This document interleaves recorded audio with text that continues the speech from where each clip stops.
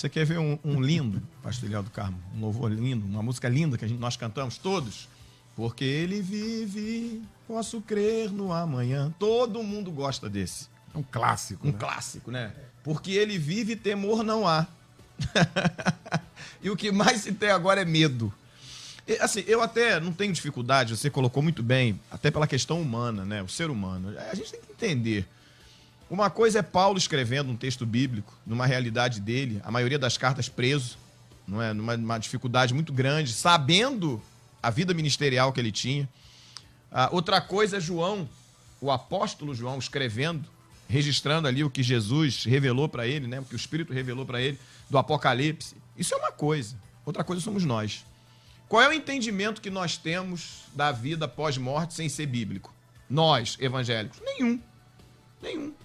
Então, o que nós temos é Bíblia. E sejamos sinceros, porque às vezes também nós pecamos por ensinar de uma maneira muito romântica, uma maneira muito... que pra gente é fácil falar, mas viver e entender não é tão simples. Então, a compreensão que nós temos é uma compreensão bíblica e que, detalhe, se a gente tiver muita coragem de reconhecer, tem muito contexto, meu irmão. O próprio livro de Apocalipse tem muito contexto. Tem coisa ali que é apropriada daquela época e que é usada de figura de linguagem. Então tem muita coisa também que por exemplo, Paulo. As colocações de Paulo são muito pessoais. A gente precisa também entender, dentro de uma realidade humana, a nossa perspectiva de vida, a nossa capacidade de compreensão é muito limitada. O que nós sabemos na realidade? Aí, como o pastor Roberto bem colocou, a gente fica especulando. Não é isso? Quando eu morrer, será que eu vou ver minha avó, vou ver minha mãe? Como é que vai ser? Aí eu tenho um sonho. Tudo que eu quero, meu irmão, tudo que eu quero é ter um sonho vendo o céu assim, não é? Flores, campos verdejando, tudo lindo. Aí o cara, um fulano, escreveu um livro que ele foi no inferno, como é o inferno. Eu não quero ler esse livro. Pra mim, eu não quero saber desse livro, não. Eu quero saber como é o inferno. Eu não quero nem entender de inferno, amigo. Eu quero entender de céu, entendeu? E aí cada um também tem a sua perspectiva. Tem um filme, O Primeiro Mentiroso. Não sei quem já assistiu. Muito legal esse filme, né? Diante da realidade da morte da mãe, o filho diz que recebeu uma revelação de Deus e começa a dizer para a mãe como era o céu, para confortar o coração dela. Só que a história corre, porque ninguém contava mentira até esse primeiro mentiroso, e o cara começa a dizer que o grande lá, o Deus lá, segundo ele usa, disse para ele como seria o céu. E o cara ganha um monte de gente, começa a ouvir ele, todo mundo gosta de saber daquilo como é o céu. Todos nós temos. Uma outra coisa também que eu gosto muito de pontuar, pastor Eliel, por exemplo, essa coisa de, tem que pregar inferno, tem que ensinar. Não tem que... A pessoa ela vai aceitar Jesus por pânico, porque essa galera que fica com essa coisa, tem que pregar inferno, então a pessoa vai aceitar Jesus por medo do inferno.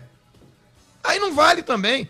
Ela tem que aceitar Jesus por compreensão, o que é céu, o que é inferno, e decidir. Aliás, um grande grupo dentro das nossas igrejas estão lá por causa do inferno, por medo do inferno. Por medo do inferno. Não é porque para adorar a Deus, para um dia ter uma vida eterna. Vamos combinar aqui, a gente já fez esse debate aqui. É isso aí, eu amo isso aqui, porque aqui não tem esse negócio de aliviar não, meu irmão.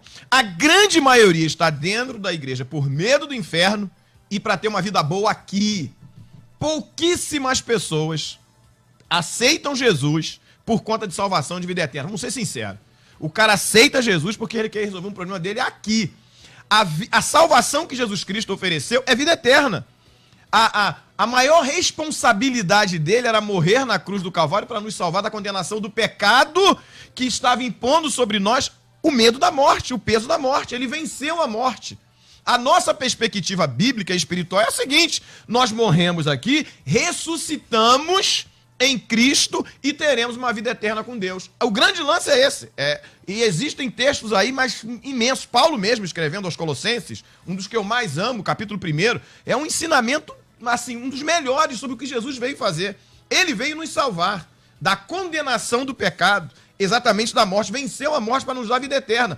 Agora, vamos ser sinceros, se você pegar hoje a maioria das pessoas que estão dentro de uma igreja evangélica, mas minimamente se preocupa com vida eterna. O medo é aqui, o que eu vou perder aqui. Vou falar um negócio polêmico para sair fora e você resolve. Você quer ver um negócio que eu não entendo? Para piorar o negócio? Culto fúnebre. Eu falo isso dando aula, é um treco que eu não entendo. Uma coisa é eu sentir falta da pessoa que morreu, eu vou sentir para sempre. Minha mãe morreu, vai completar agora quase 40 anos. Eu até hoje sou avô, eu sinto falta da minha mãe. Isso não tem nada a ver uma coisa com a outra. Agora, aquela coisa da veneração a um corpo que nem tá mais ali, aquela coisa e canta. Esse treco eu nunca entendi na minha vida. Nunca entendi. Porque a perspectiva é essa. Morreu aqui, ressuscitou no céu. Uma nova vida, nova perspectiva, uma vida eterna que Jesus Cristo nos deu ao morrer na cruz do Calvário. Então tem coisas dentro de uma concepção humana aqui que são totalmente, que assim, eu não entendo.